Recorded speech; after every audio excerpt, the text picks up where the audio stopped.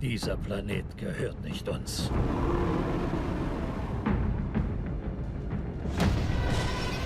Vorzeitlichen Spezies gehörte diese Welt lange vor den Menschen. Ich habe 30 Jahre lang versucht, es zu beweisen. Monster existieren.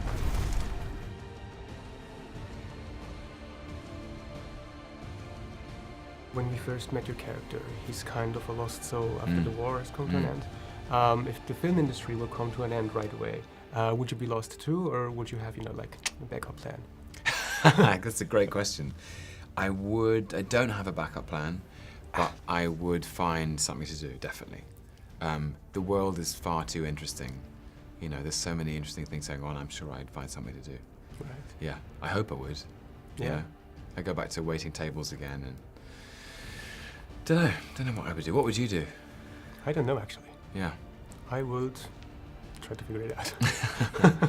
Part of your character's motivation is money.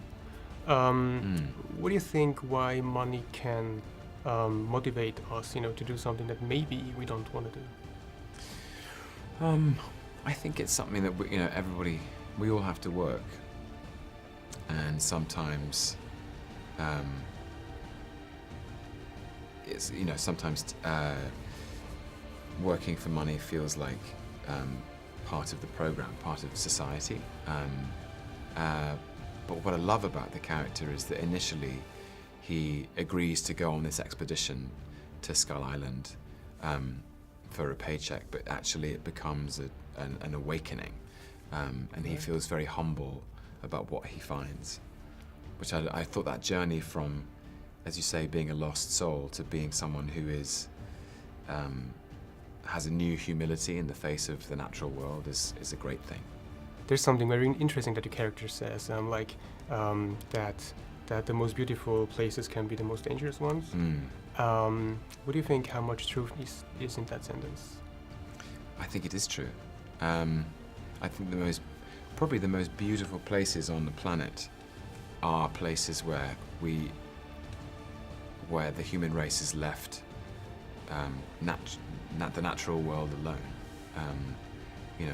I love watching nature documentaries, like Planet Earth or something, and you see these places in the world where human beings don't really dwell or live in any great numbers.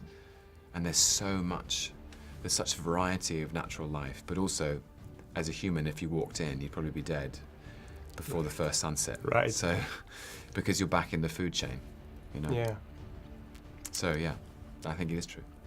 So do you remember a beautiful place that you never thought about it, that it could be dangerous, and then all of a sudden you realized it is actually dangerous? For me it was the beach, for example. It's always fun as long as I don't think about sharks. Right. Yeah. In Australia. We were in the rainforests in Queensland, and there are some quite dangerous snakes and spiders, which we were told about. We had, an amazing safety officer who was always on the lookout. But, Australia has the highest concentration of venomous snakes in the world, and you don't want to get bitten by them. So. But you don't necessarily think about them, right, when you're there? No, and also just very beautiful country, beautiful place, really, sincerely. So probably that.